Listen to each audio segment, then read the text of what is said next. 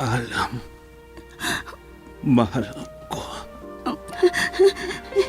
Hindi. Huwag mo akong iwan, mahal. Ikaw ang buhay ko. Oras na. Ang hiling ko lang, alagaan mo sana ang alak-alak ng pag-ibig ko.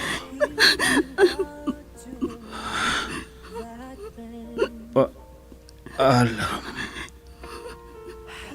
mahal ko. Hindi. Hindi ka mamamatay. Hindi.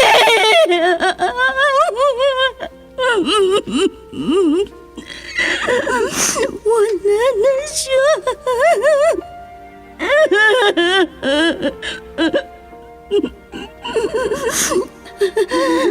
Baunin mo ang walang hanggang pag-ibig ko. Saan ka man naroroon, mahal ko.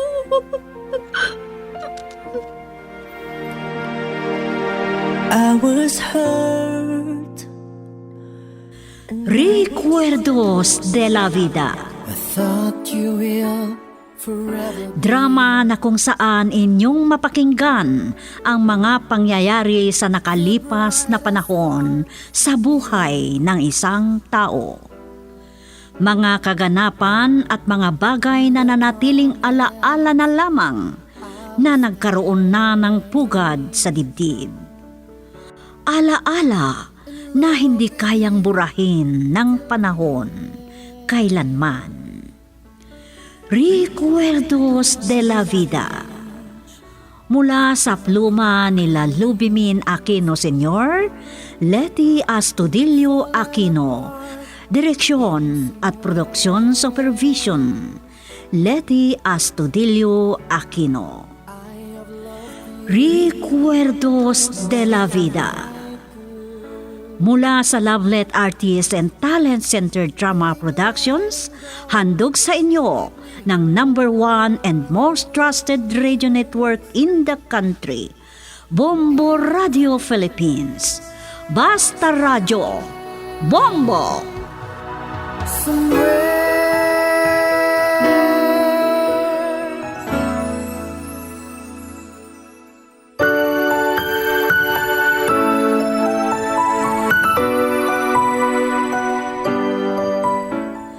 Magandang araw sa inyong lahat, mahal naming tagapakinig.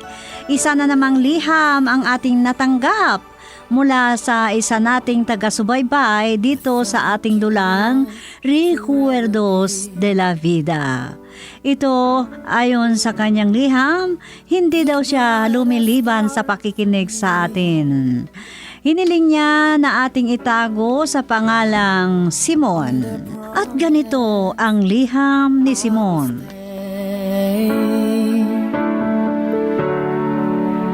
In love with you. Bago ang lahat, nais ko po kayong batiin ng magandang oras at sana po nasa mabuti kayong kalagayan. Sampo sa inyong lahat dyan sa Bombo Radio. Ganon din aking binabati ang lahat ng mga dramatista sa Lovelet Artist and Talent Center Drama Productions. Isa po ako sa mga tagapakinig o taga-subaybay sa lahat ng iyong programa dyan sa Bombo Radio.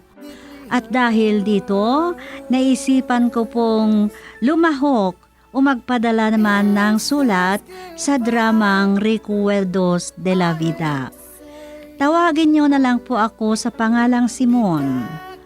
Meron din akong kwento sa aking buhay na nag-iwan ng sinasabi nating recuerdo.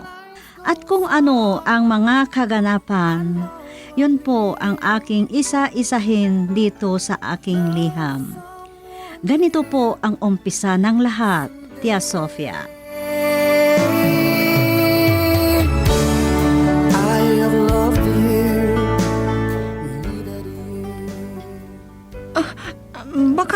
Nagkakamali ka, Simon. Hindi ako ang klase na babae na dapat mong mahalin. Marami dyan ang bagay sa'yo. Hindi importante sa akin kung ano ang iyong pagkatao. Malinis ka. Ilalayo kita sa beer house na pinagtatrabahuan mo. Pero paano kung malaman ng pamilya mo? Kung saan mo ako nakilala? Huwag mo nang isipin yan, Melinda. Pwede ka pang mag-isip ng mabuti. May hihilingin ako sa iyo. Huwag ka na sanang bumalik sa trabaho mo. Pero ano ang ikabubuhay ko? Heto ang pera. Dadagdagan mo. Pag naibenta ko ang mga inani ko, maghanap ka ng ibang trabaho. Simo? Melinda, iaahon kita sa putik na kinasadlakan mo. Magiging malinis ka sa pamamagitan ng pagmamahal ko sa iyo.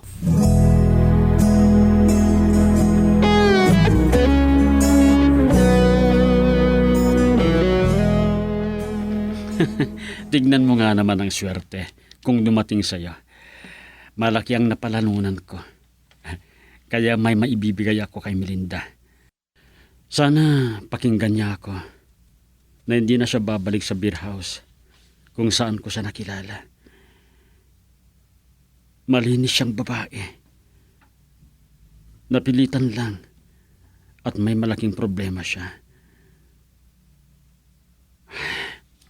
Kung hindi lang naging sakim ang pinsan ko. Pero hindi ako papayag na maisahan niya. Pareho kami na may karapatan sa lupa na minana namin sa aming mga magulang. Totoo, may malaking utang ako sa kanya. Pero bayaran ko naman.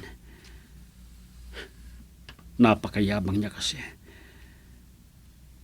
Hindi niya alam na gamitin ang isip niya. Nag-asawa ng mayaman kahit matanda. Kaya walang silbi.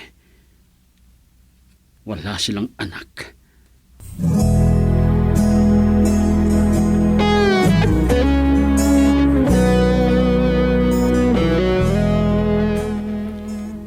Melinda, ito ang aming bahay. Dito tayo titira. Malaki ang bahay nyo. At malawak inyong bakuran. Kayo pa rin ang may-ari hanggang sa may likod. Sa amin ng pinsan ko, alam mo, nag-isa na akong namumuhay. Maagang namatay ang mga magulang ko.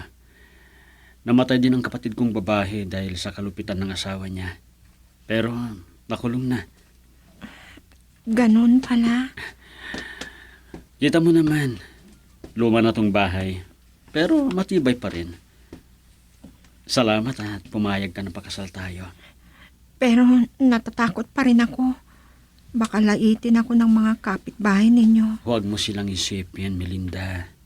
Tayo ang magsasama.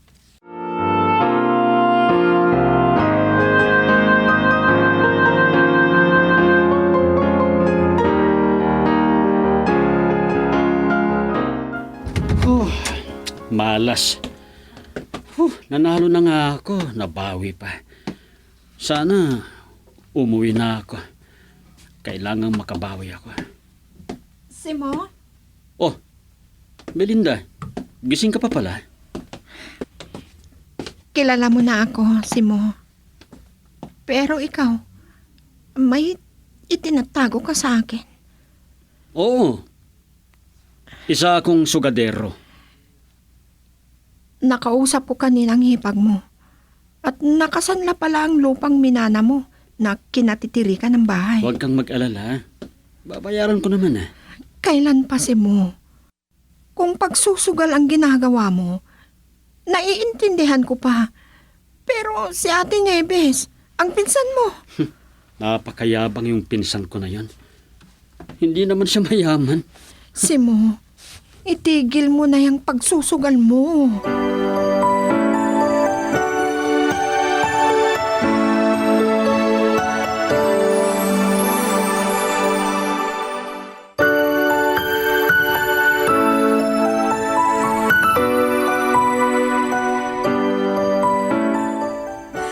Lagi akong pinaalalahanan ni Melinda, pero hindi niya ako napatigil sa pagsusugal ko. Kundi mas lalo pang nagumon ako sa sugal. Kaya hindi lang ang pinsan ko ang pinagkautangan ko, kundi marami pa. Kaya yung minana kong lupa, bali yun na lang ang ibinayad ko sa pinsan ko sa murang halaga na lang. At ganito po ang mga sumunod na pangyayari. In love with you till the end. Hindi ko alam kung paano nalaman ng mga kapitbahay kung anong trabaho mo noon. Hindi naman ako nakikipag-usap sa kanila, pero hindi maitago ang mga mata nilang nang-uusig. Ayaw ko na sanang umuwi dito, Itay. Dahil alam ko, lalaitin lang ako dito. Kasalanan ko ang lahat, Melinda. Sana, kung hindi ako naging sugaral, hindi nawala ang mana ko sa mga magulang ko. Ay, paano na ang buhay ninyo? Parang hindi ka sanay na magsaka. Simon, nakita mo na ang lugar namin. Puro bukid ang nakikita mo. Sisikapin ko ang magsaka dahil wala akong alam na ibang hanap buhay. Ano kaya kung maghanap ka ng trabaho mo sa Tugigaraw? Wala akong natapos na kurso, Melinda. Siya nga pala. Meron ba kayong bukid? Ay, oo. Kaya kausapin ninyo si Katrina dahil siya ang nagpapasaka ng aming lupa. Sigurado ka na ba, Simon? Kaya mo? Subukan ko. Ano pang magagawa?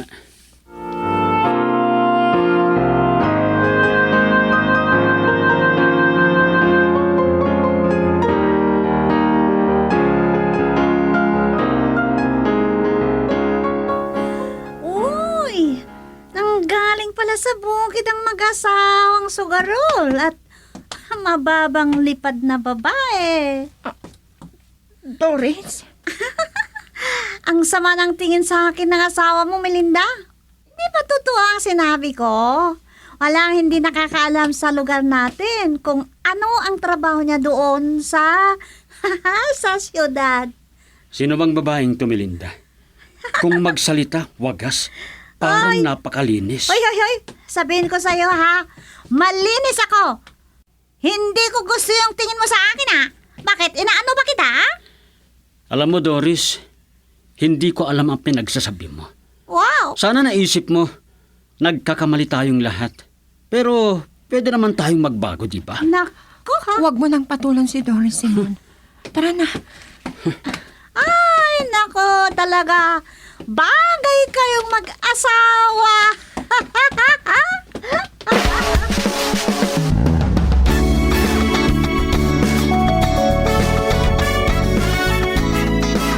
Ay, talagang palaaway si Doris. Kahit lalaki, hindi niya inaatrasan. Magsalita si Doris. Parang napakalinis niya, Itay. At hindi siya makatao. Sige, pabayaan na ninyo siya.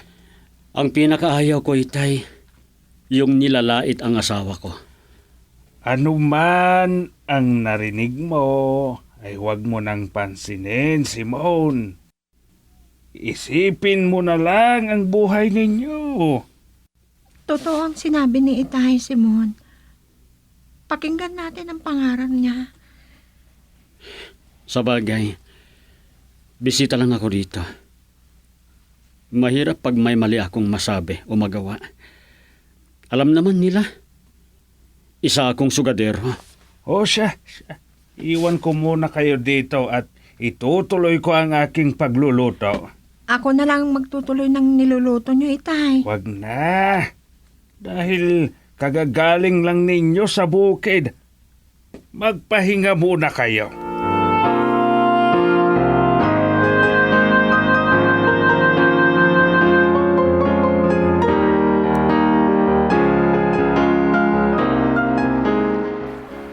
Hinintay kong tumila ang ulan pero hindi naman na tumigil. Kaya napilitan na akong nagpaulan. Pero malakas ang kulong. Nakakatakot kung kumikidlat. Parang gusto kong sumigaw. Kaya nagkulong na lang ako sa kwarto natin. Lalo na't buntis ka. Paano kung mabigla ka? At baka kung ano pang mangyari sa'yo at sa pinagbubuntis mo. Hindi naman siguro. Sige, tanggalin mo na yung damit mo at maligo ka na para hindi ka magkasakit. Hindi naman sana. Ay, mahirap magpa-doktor. Napakahirap ang buhay. Nararamdaman mo na ngayon dahil may asawa ka na. At wala pa tayong anak. Oo nga, Melinda. Ngayon, pinagsisisihan ko na ang lahat.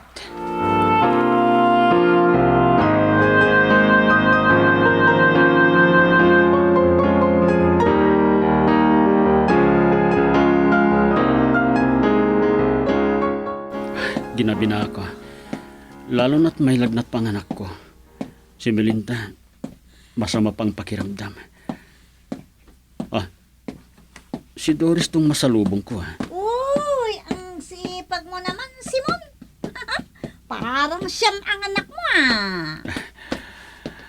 Magtatanim pa kasi ako ng kamatis at labanos bukas, Doris. Ay, mahirap ang buhay namin dito sa lugar namin, Kung hindi ka pa sana umalis doon sa lugar ninyo, di tuloy pa rin ang trabaho ni Melinda. Pwede ba, Doris? Tumigil ka na sa pananalita mo. Lalo na sa asawa ko. May anak na kami. Sigurado ka ba na anak mo yun, ha, Simon? Baka ibang ama. Ano bang pinagsasabi mo, ha? Sige, umuwi ka na. At hinihintay ka na ng asawa mo. Hay, buhay. Sobra na ang taong yan, ha? Parang nanunukso lagi.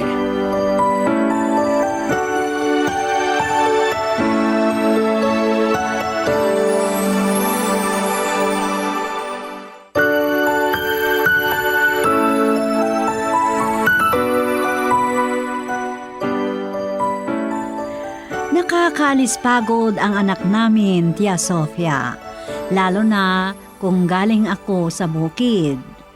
Naaaliw ako. Lalo na at lalaki ang panganay namin. Lumipas ang panahon hanggang naging 3 ang aming anak. At doon nararamdaman ko na ang hirap ng buhay. At may pagkakataon na natutulala ako sa pag-iisip kung paano kaya namin bubuhayin at mabigyan ng magandang kinabukasan ang mga bata. Hanggang kinausap ako ng aking asawa. At ganito po ang mga pangyayari. Dreams falling apart, gone somewhere. Tay, mamayang hapon ako pupunta sa bukid. Kayo muna ang bahala sa mga apo ninyo. Dahil kukunin ko ang padala ni Melinda at ibabangko ko na.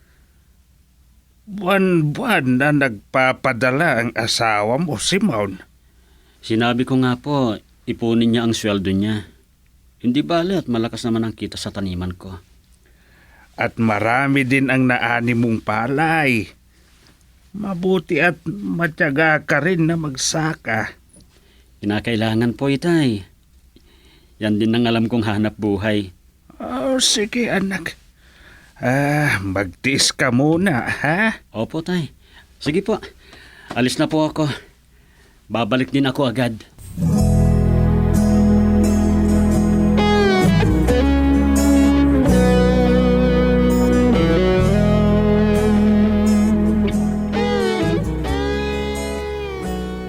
Masinsinan ang pag-uusap ni na Doria at itay.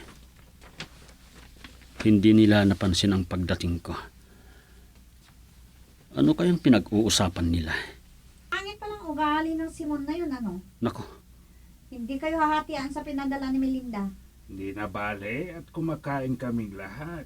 ako palang Minsan, topi ko nila. Nagbibigay din ng konti. Yung anak ninyo, ang asawa lang importante sa kanya. Pero, ginamit ang pera sa pagsusugal lang. Walang Mabait hiyang na Doris si yan. Simon. Wala na siyang panahon para magsugal. Ito pa.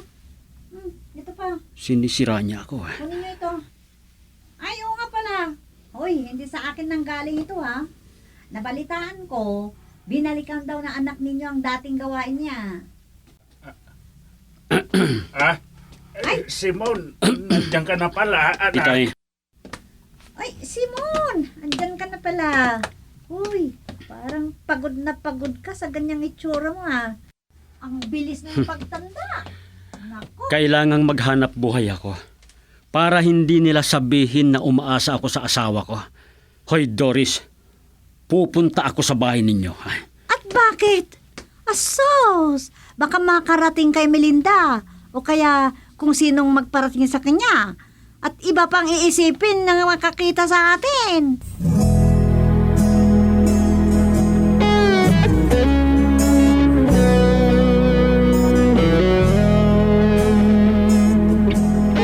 Ganyan ang walang magawa, Simon. Huwag mo nang patulan ang babae na yon. Ikaw ang iniisip ko, Melinda. Ayaw kong masama ang tingin nila sa'yo. Mahirap talaga. Lalo na kung may masama tayong nakaraan. Mananatiling peklat sa pagkatao natin. Huwag mo nang isipin yan. Bahala na sila. Basta wala akong masamang ginagawa. Oo nga pala. Ano bang plano mo? Malapit nang matapos ang kontrata mo. Uuwi ako dahil sabik na akong makita ang mga anak natin.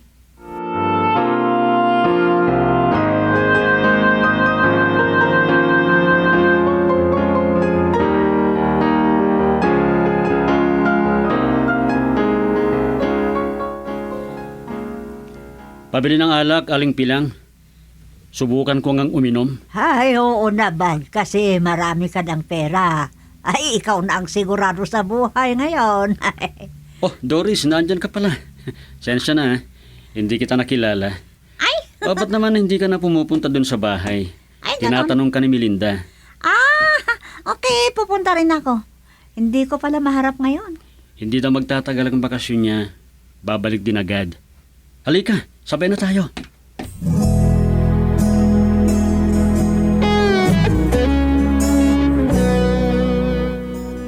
Pagtiyagaan mo munang alagaan ang mga anak natin, Simon. Pasensya ka na. Saglit lang ang bakasyon ko. Kung maaari lang sana, huwag ka nang bumalik sa abroad. Pero, naiintindihan naman kita. Para na rin sa magandang kinabukasan ng mga anak natin. Ayoko na sanang lumayo. Dahil masakit sa akin na lumaki ang mga anak natin na wala ako sa piling nila. Wala tayong pagpipilian, Melinda. Dahil pareho tayong mahirap lang ang buhay. Simon, pareho tayo na may pinagdadaanan. At hanggang ngayon, may mga tao pa rin nanalait sa atin. Alam mo, Melinda, kung hindi lang dahil sa'yo, hindi ko pa sana nakita ang mali ko. Hindi ko kaya noon, pero napagtiisan ko.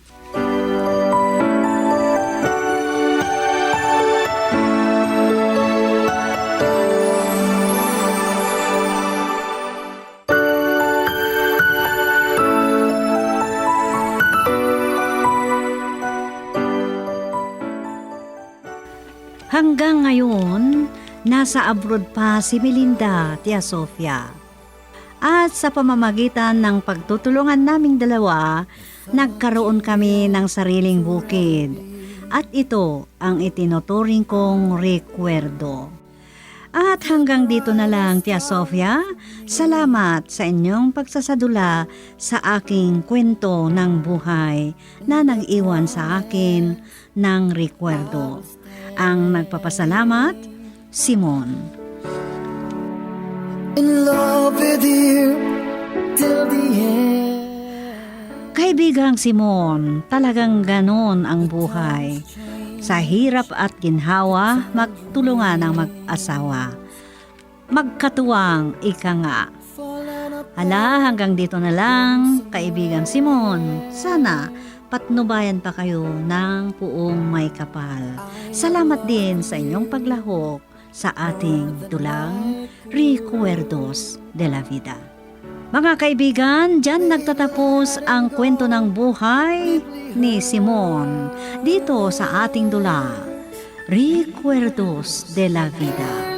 Ang liham ni Simon ay isinaayos para sa script ni Delphine Dumayas at sa direksyon Leti Astudillo Aquino. Inihahandog sa inyo ng number 1 and most trusted radio network in the country, Bombo Radio Philippines. Basta Radio, Bombo!